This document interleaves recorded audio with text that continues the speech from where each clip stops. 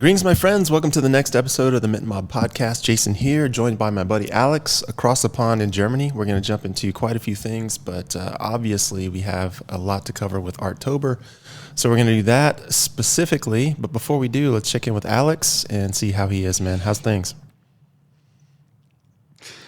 Hey man, everything is great on my end. As you said, Artober is approaching, and when I was on my way home, like a couple hours ago, I was thinking about the previous batch we had, because obviously Artober is leading to the grand animated batch for the Goodfellas collection, and it's funny because I remember when we had batch number 7, which was huge back then. I remember every piece was kind of handpicked. We had so many new traits. We set the bar so high. And, recently we had the Sirens, which like the collection that was completely redrawn by Daria. And we had like stunning one-of-ones. We had so many new traits and so awesome as well. And, now we have like a whole Halloween series leading up to the grand animated batch. And, sometimes I feel like the bar is so high right now. Like, what can we do for the next batch? Like, how can we top that? It's so crazy. But I look forward to Artober. It's awesome. So many great artists involved, and I think the animated batch is going to be great as well. I know we've promised that batch for quite some time now. It's obviously some work to create it, but I think with all the tools we have these days, it's going to look great, and it's something different, right? Like, I don't know any collection that has animated pieces and quote unquote normal pieces as well. So yeah, another time of innovation for us. And yeah, what about you? How was your week? It's been good, but yeah, like you said, I'm looking forward to everything that's coming up. I was busy this past week reaching out to artist after artist. I must have sent, I don't know, 150 DMs or something, like 40 artists that I reached out to, and then back and forth, and then sending templated messages to try to connect with everyone, and then negotiating deals and all that. So it was a lot of work, a lot of back and forth, but it's always worth it when you bring good people in. So that's part of it, and more than willing to pay that price. And then, of course, with this upcoming batch, we're doing something really different. You're doing it. So do you want to tell us a little bit about what you have planned for the batch and how that's going so far?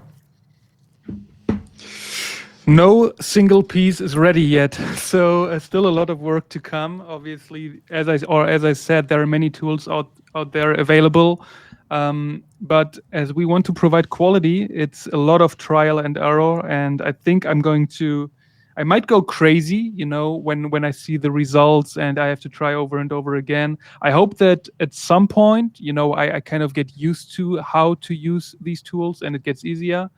But yeah, obviously with AI tools and everything evolving, it's gotten easier, definitely. But every tool is different, and you need to find the best way to use it. But it's not just me, dude. Like, you definitely need to get some shout outs here as well, because you'll create maybe 1 or 2 new traits and the one-of-one. Looking forward to see that. And yeah, like I think it's going to be very, very cool. But before we jump all into Artober, let's jump a little bit into the markets as well. And I remember on Friday Spaces, everyone was in a bad mood because markets went down. Now, not really, but we saw markets declining. Bitcoin went below 110. When I just checked a couple of minutes ago, it climbed up to 114. I'm not sure if there are any reasons out there. One thing I read that was quite interesting, and I read that before. I never knew the reason for that, but let me see. What was it? Like, some office of statistics or something said that it will not release economic data, including the jobs report on Friday, if US government shuts down. Why the fuck does it? Like, is it sometimes close to shutting down? Is it like, what's the reason for that? And did it ever happen? Not in any meaningful way. It's just all, politics is performance art, man. That's all it is. And they've done this thing where they've had spats over the budget and what should be cut or what should be added or what's going to be included and all this kind of thing. They've done this for all of my adult life. So for the last, I guess, since I started paying attention was probably like in 2000. I mean, for the last 25 years of my adult life, I've seen this nonsense go back and forth. And I mean, there was one period where, like they quote unquote shut down government, but really what they did was they just laid off people who were like low level workers. And then, of course, once the drama and the media attention had passed, they brought them all back and then gave them back pay. So no one was really ever out anything. It's just all show, man. It's just performance art. So I don't put too much stock in it. Yeah, but like, okay, but just for my understanding, so they say, or they kind of threaten people that the U.S. government shuts down if they fail to. What's like the actual original reason for why they do it? Let me check. I just read it actually. Because I think October 1st is interesting here. It's like some sort of deadline. Let's see, where do we have it? Yeah, here. So a U.S. government shutdown can happen when Congress fails to pass funding legislation. So, like, how the fuck can they threaten to shut down the government? Like, I think you said people never went unpaid, but that's what it says, or what's supposed to happen. And some, let's see, non-essential government operations pause while essential services, air traffic control continue, blah, blah, blah, blah, blah. Okay, so if it never really happened, it's actually, as you said, just show and bullshit. It's total bullshit, man. It's just all, performance art, like I said. Like if I type into Grok, like, how many times in the last, I don't know, 3 decades has the government threatened to shut down, it would probably be like 100, like a laundry list of 100 different times. The thing is, the budget is the budget. And if you're a regular human being with bills, unless you live in my house, my wife likes to spend money we don't have. So, but if you're like a regular human with bills, you spend the money that you earn and then you save what you can. And that's it, right? Like you live your life, you pay your bills, you do what you can do with what you have. But with government, they don't do it that way, right? It's all based on a bunch of random nonsense that they compute to use to give different departments different amounts of money. And the way that departments are rewarded, they're not rewarded for like saving money, they're rewarded when they spend the money. So like if you sent, let's say Department X needed $100 million or whatever, and then in the following year, when they go to do the budget again, if they didn't use all of that 100 million, then what happens is they're not able to get the same amount. They're not able to get as much. So they're encouraged to spend every single dollar that they get so that in the following year, they can actually request more money, right? And because of this, the government budgets continue to balloon and balloon and balloon and balloon. And we have this thing called a debt ceiling. And this is just all, again, just performance art, right? Like the debt ceiling is not supposed to be breached, right? But every single time this happens, there's all this drama. We're bumping up against the debt ceiling. We don't have the money to spend. All they do is they just print the money and go through the debt ceiling and raise it. They just keep raising the debt ceiling. So like, I'd be curious. I might have to type into Grok just to see how many times they've raised the debt ceiling in the last 30 years, because it's been every time. They've never not raised it, right? It's just, they just always find an excuse to put some sort of, show of drama out on the, on the nightly news so that there's something for them to complain about. But yeah, it's just performance art, man. Nothing is going to come of this. That's crazy, but that's like such an U.S. American thing to do for some reason. But we've seen worse things in U.S. politics, I think. But yeah, I saw these news when I was looking for any reasons why Bitcoin and other currencies climbed up. I think we saw gold reaching new all-time highs. I'm not sure if it was today or recently, and Jim Cramer says buy crypto, which is usually a top signal, but it's also funny that Michael Saylor bought, I think, around 100 bitcoins or something. It's funny that this is news, but yeah, like I don't want to ask you where do you see it going in the future, because obviously you'll tell me you have no crystal ball, but yeah, I'm actually like I'm pretty happy with the movement right now. I think we could see another rise. But I mean, everyone is kind of expecting a like a rise towards the end of year to the end of the year, right? Yeah, of course. I think the idea that the cycles, the 4-year cycle, have been elongated is a good idea. I don't think we've seen the top, and we're not going to see the top because chances are the Fed is going to lower rates again at their next meeting.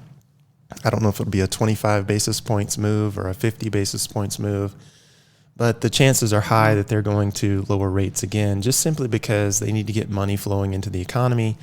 And in order to do that, as levered up as consumers are, I mean, they're going to have to borrow more money. Money needs to be easy to borrow.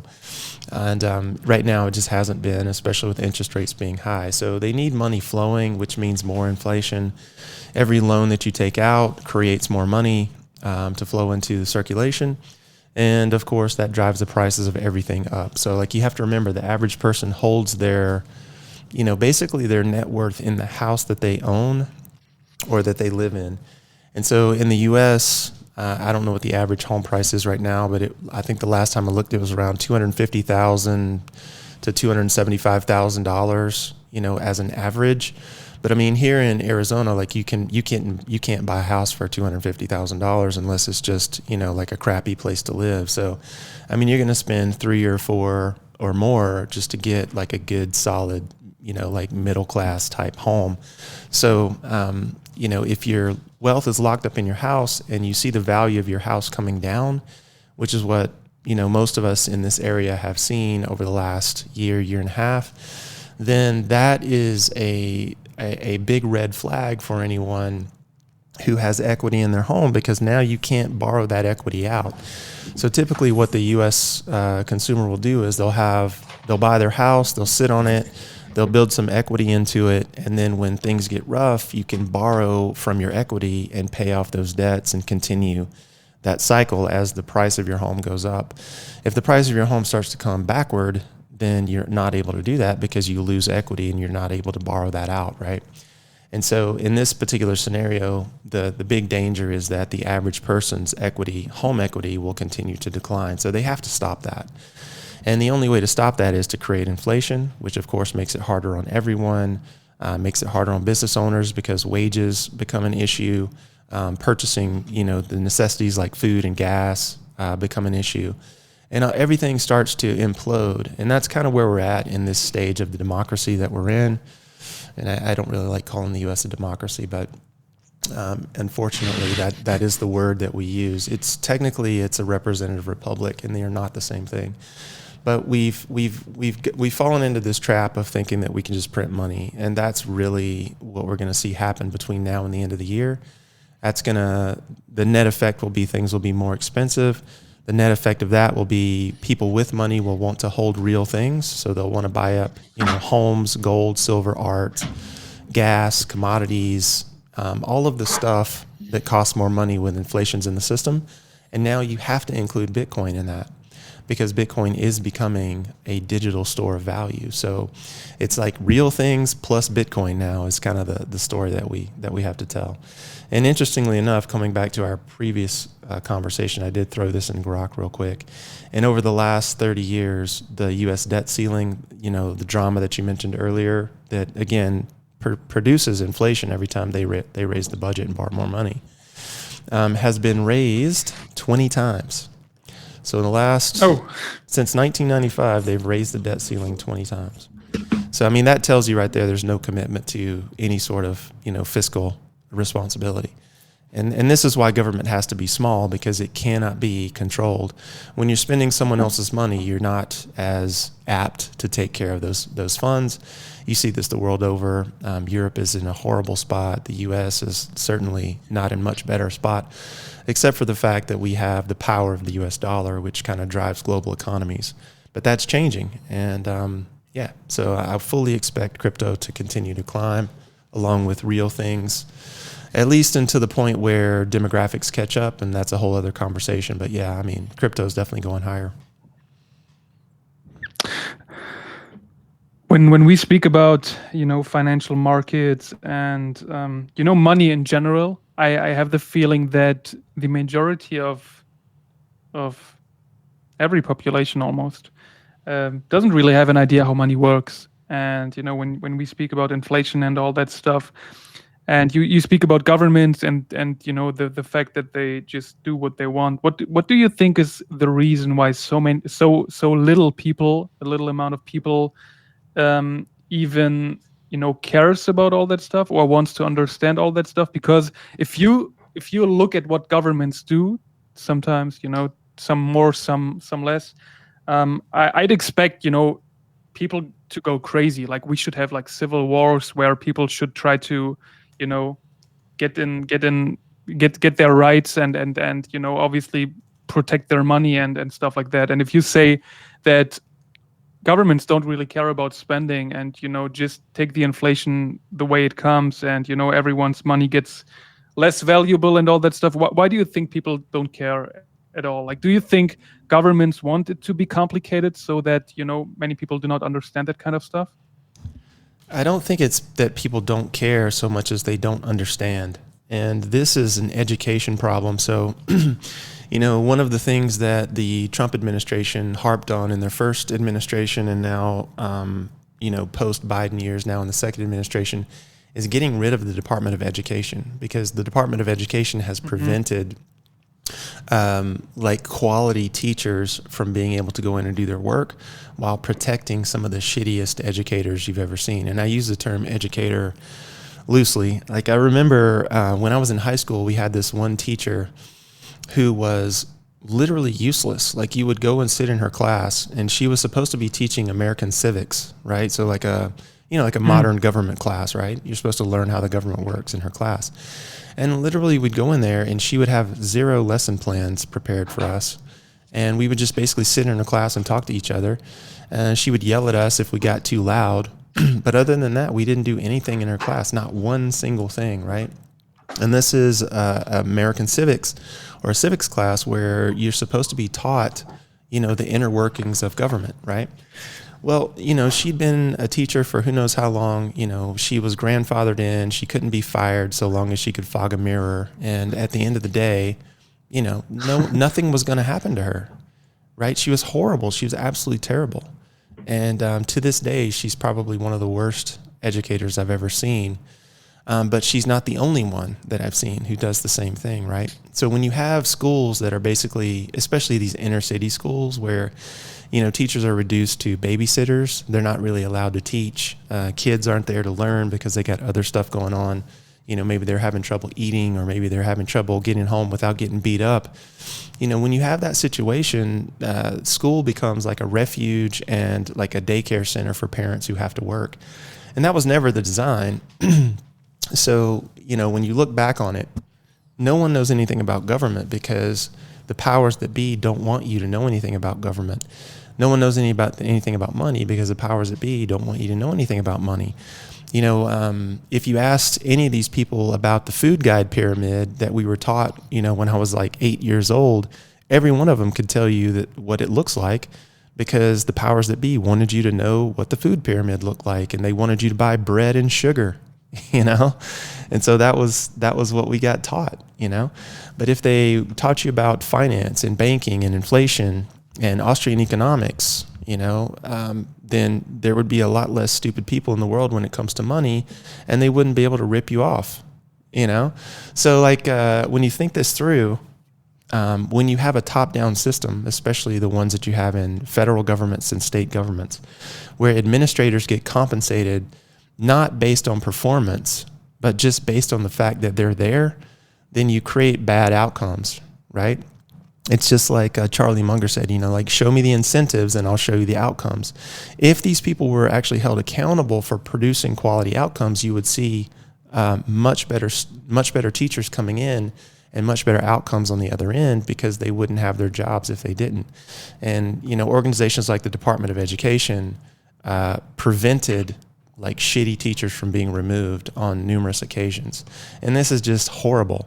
Absolutely horrible. And I mean, I can speak from experience because my degree is in mathematics education, and I did my practicum in local high schools, and I did go into schools and teach.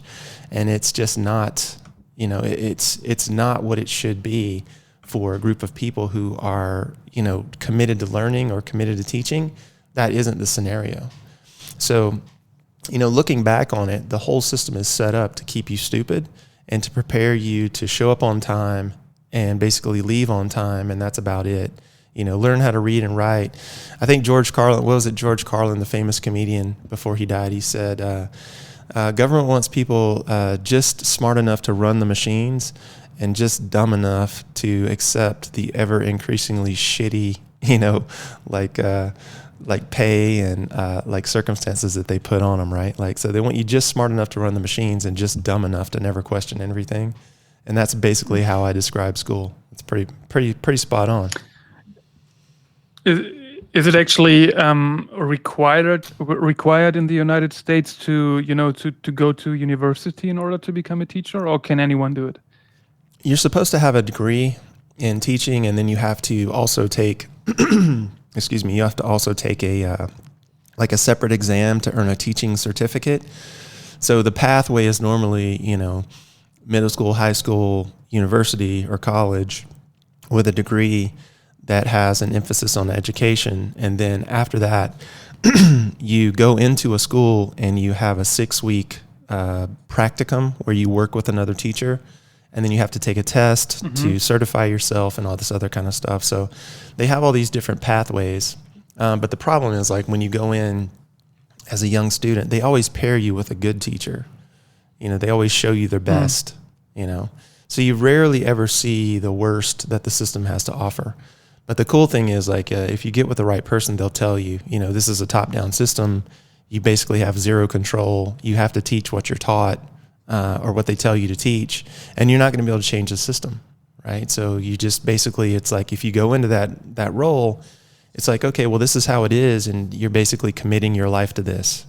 And so for a smart person, like, I went in there, I'm like, there's no way in hell I am going to live my life doing this. This is garbage. It's top down. There's zero innovation, and there's no room to change anything. So screw this, right? The only way to do it is to have your own school, like set up a private school. There's a woman in the UK who actually did this. And it's really interesting between what's happening in the UK and the US. We have two very different underclasses. In the US, we have a majority black underclass. And in the US and in the UK, we have a majority white underclass.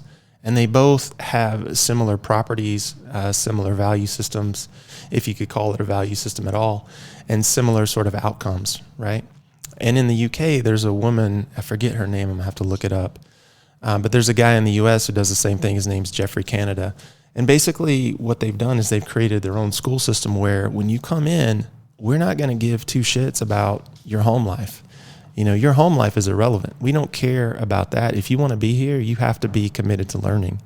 And they create really high expectations of the students, and they make the classes difficult, and they challenge them, and they push them. And the rates of like completion of these courses from like Jeffrey Canada and, geez, I wish I could remember this other lady's name. She's amazing.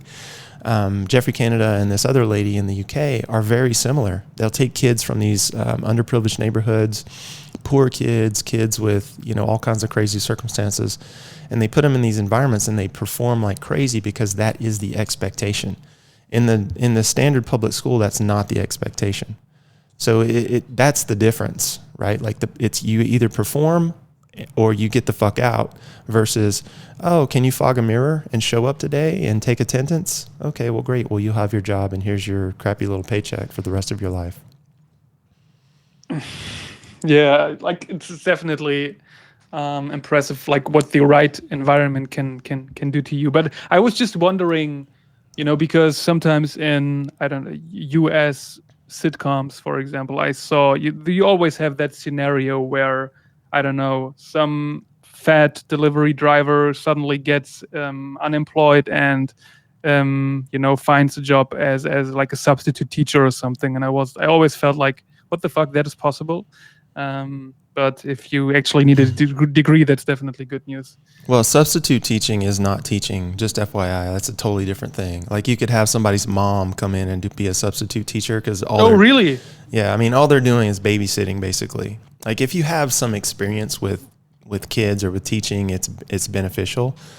But there aren't really any like hard and fast rules on who can be a substitute teacher, so, and especially if there's a lack, let's say, for example, you have a teacher who's out and maybe there aren't very many official substitutes available, they'll just bring anyone in to like, kind of cover the class if they have even the most remote of training with kids or with education or whatever. Okay. Yeah, that's crazy because it's like, I don't know. I feel like you should at least try to make a lesson meaningful, and try to teach them anything at least. But yeah, if you have a lack of teachers or people get sick or whatever, and you can just bring anyone in, I'm not sure, this is probably not happening on like college or whatever, like on high schools, or is it actually for the older kids as well? You mean in terms of like substitutes or just general? Yeah, because I get that if you have like a junior high or like elementary school, that these pupils need like a substitute teacher in order to get babysitted so they don't kill themselves. But yeah, I don't know, man. For high schools, like just like like drop that lesson and then don't do that. And yeah, I don't know. It's like I was just wondering when I saw that, and I felt like these people are, because obviously in the TV shows they're supposed to teach something, and I felt like, okay, this might be a daily thing in the United States, and they stay there for a month and then try to teach classes. No. Substitutes are usually very, very short term, and if it's going to be a long term thing, they'll do their best to get a qualified teacher in there, right? Like if you have a teacher that's pregnant and has to give birth and then she's off for who knows how long, they'll bring someone in to like finish out her semester or whatever. Yeah. But that's a different thing from having a substitute teacher. It's just meant to be there to cover a sick day or something like that. Yeah, absolutely. It's so funny actually, because some people might not know, but I usually upload the podcasts and think of a title and everything. And sometimes when I can't remember what we spoke about, I just scroll through the episode, and tomorrow when I upload it, I'll get to like the substitute teacher thing, and I'm like, oh, what's going to be the title for this episode? Like, what the fuck? It's like a crypto NFT podcast, and we talk about substitute teachers and everything. It's funny. Yeah, for sure.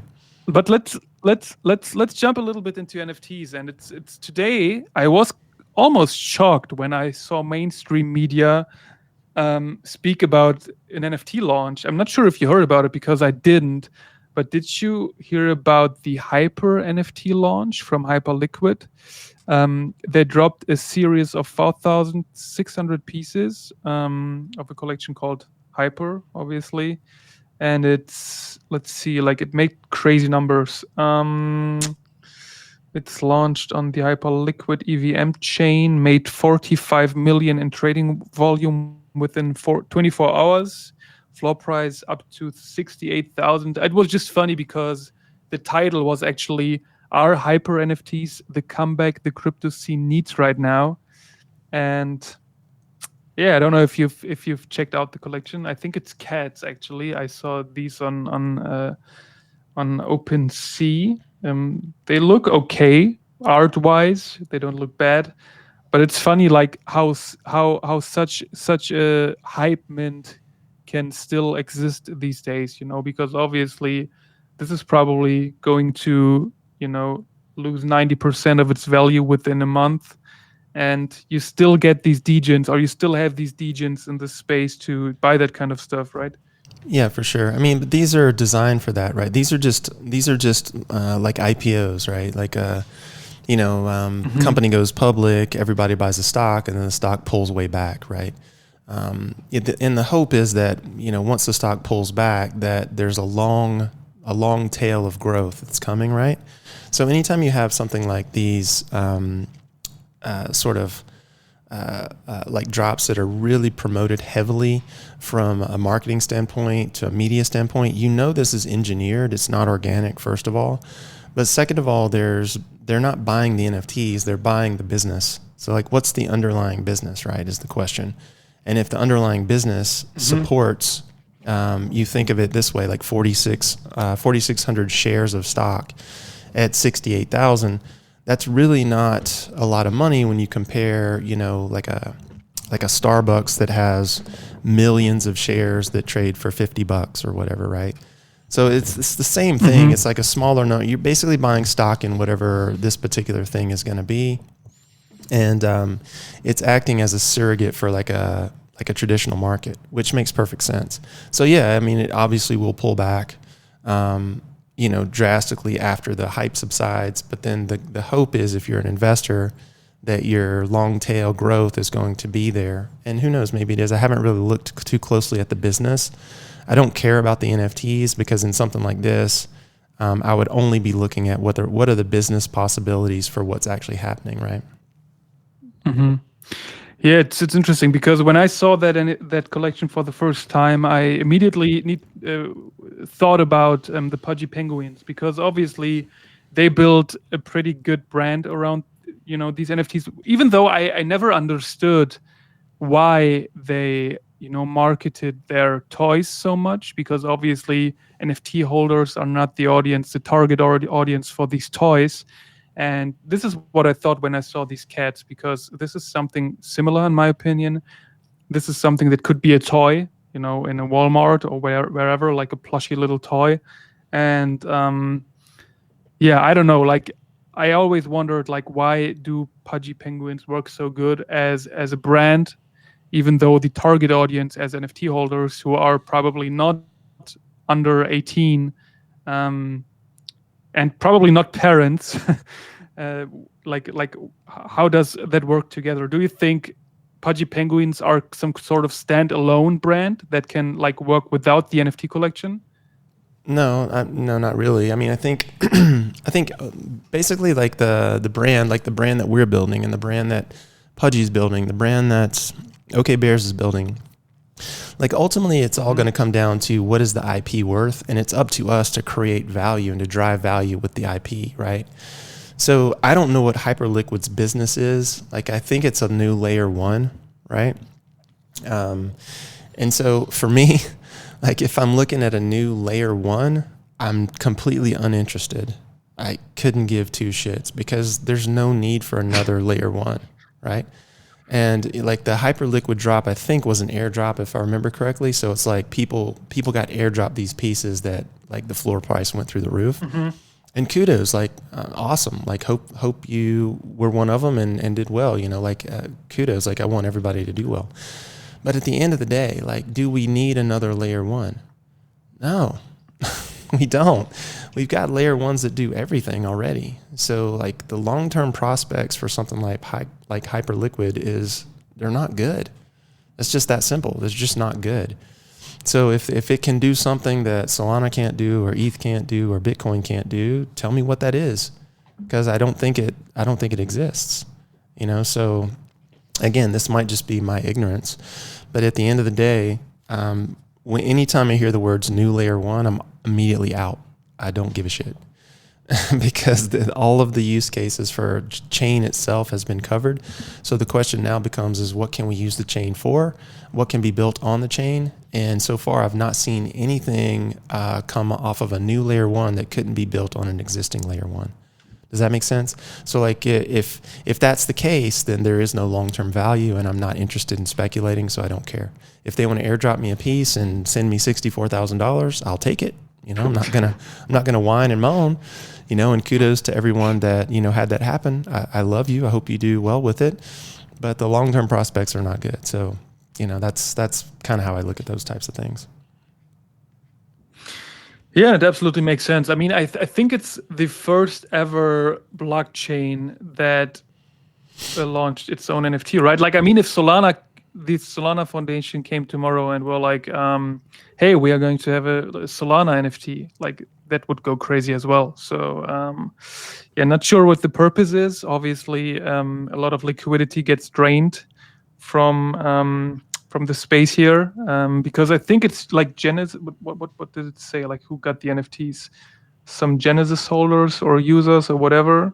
It's always people who use the token, the most, basically, or who've interacted with the chain the most. It's always the way it is, right? So they probably went through, ran a routine, and, like counted up wallets who had the token that they dropped last year, and then have interacted on the chain. It's always the same stuff, right? Like, there's nothing new here. So, I mean, at the end of the day, hopefully you get your money, which is fantastic, but that you move it to something that's not going to zero. Because, I mean, at the end of the day, it's not doing anything new, as far as I can tell. Like, I could be wrong, but as far as I can tell, it's not doing anything new. Yeah, man. Maybe it does have like a super utility, unique that you haven't heard of, but Yeah, it's possible. it's most likely not that way. So yeah, I'll monitor it. I'll give you an update next week, and we'll see how how the collection does. But let's jump a little bit into Artober. We touched on it at the very beginning of the episode. We will have a series of mints with 10 different artists, all leading up to the grand animated batch mint. And I know many people are wondering which artists are going to participate. I know that Mark is very curious about it, so I'll drop a little alpha here, because we have Paul Charles on board. He is one of the artists we've wanted to collaborate for quite some time now. And I love his art. I know that many holders of us hold pieces from him as well. And what's interesting is, like, I have seen all the art from all these people. Obviously, we have some people participating who have already done stuff for us, but giving them, when we have an artist incubator drop, they can be fully creative with what they create. Like, they can do whatever they want. And to some degree, you know what to expect when you know their art style and everything.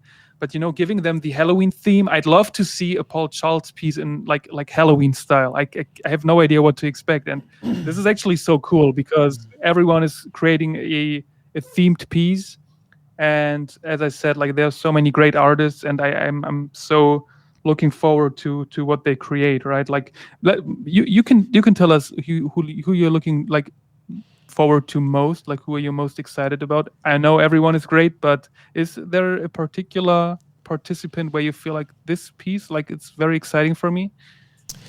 Not yet. I think I'm gonna hold out my sort of judgment on what I'm looking forward to seeing, because the truth is, I think we're going to get a lot of different pieces from what people would customarily do. So, what they might do for their particular like usual work is probably going to be different, because it's going to be influenced by like something happening in the fall, whether it's Halloween or something, something fall related or whatever. So, or something cultural to them, right? So I'm holding out hope that there's going to be something I've not seen before, and that's probably what I'm going to be most drawn to. So I'm just looking forward to minting everything, and then like pulling it all side by side, and getting the story of each piece, because that's really when it starts to speak to me. But yeah, I mean, it's cool that we've got some new people that we've not worked with before, like Paul Charles, of course, is somebody that we've been asked about. I think Masan's pieces are really interesting because she does a lot of neons in her pieces, so I'm curious if she's going to incorporate that into some of the Halloween stuff. But yeah, I mean, the truth is, like, when you have something like this, odds are we're going to get something very different from what the artist normally would do. So I'm just going to wait and see what they put out, Absolutely. And I actually, what I love is that every artist has some sort of different approach. I mean, Let's see. Who do we have? It might not be the biggest surprise for people that Maria is also a participant. And I don't know if you've checked her DMs already, but she gave us a pretty yeah, she gave us a description of what she wants to create, so we get an idea of what she wants to do, which is amazing. Like, I love the idea she has. But there are also some other artists who are like, when we agreed on doing something together, and we were like, everything was settled, and they were like, all right, man, I'll prepare it and send it over. And you have no idea what they're going to do, right? So it's actually so cool that everyone is like, having a different approach, and some people want to discuss it with us. Some people are confident that they will deliver a great thing. And yeah, as I said, we have some artists in there we've never cooperated with, and like I'm totally excited what's going to be the result. And I want it to be as diverse as possible art wise. You said it, Massan has a very unique art style as well. Paul Charles has, Maria, and all the other ones too. So yeah, I think the run is going to be pretty amazing. And I can say that even though I haven't seen the art yet. And then, of course, we will have the Goodfellas art style and the animated badge. Man, as I said in the very beginning, it's hard to top Artober 2025 in the future, right? Absolutely, man. Absolutely. Yeah, I mean, it's it's one of those things, like it's I mean, it's always fun to like see what the result of your work is, because like if you do anything for a period of time, it just becomes monotonous and boring. Like I started a cut like 2 weeks and 1 day ago, so like I'm 15 days into a 30-pound cut, right? And it's so boring, like every day eating the same food, and like just dealing with the same hunger, and it just gets so old, right? But then at the end, when you like look at yourself in the mirror and you see like the definition in your body, it's like, oh, okay, wow, that's why I did it. That makes it all worthwhile. It's kind of the same thing here. It's like DM after DM, communication after communication, contract after contract. It's all the same shit. It gets really old and boring, but it's a necessary part of creating the end result. So when the end result happens, that to me is the reward, right? So regardless of what the art is that we get, I know the art is going to be good artwork. So I'm not worried about that. What I'm more focused on is like getting the end result to be the best end result possible, because that's what lights me up, So that's kind of how I think about it. It's like, okay, we're in the trenches right now. We're fighting the good fight to make this thing become a reality. And then once it becomes a reality, it's like, now I can breathe. Now I can look back and I can see these things and I can like digest them and I can, enjoy them. Right. And there's like 5 minutes off and then we're in November starting all over again. So there you go. Yeah. I mean, we made like pretty great sketches for November or as well. But you actually, you were pretty much on point, because the moment I enjoy what we do, or one of the moments I really enjoy what we do, is when it's January, and I usually make a post with all the achievements we had last year. And looking at this year, we obviously had some great drops, especially the recent Artist Incubator drop with the surprise pieces, the Sirens, obviously Artober now. And I see myself sitting there in January and thinking about all the stuff we did in 2025. And this is like when it gets real, when I see all the work that has been done. And obviously when you do that in the moment right now, you mentioned the boredom.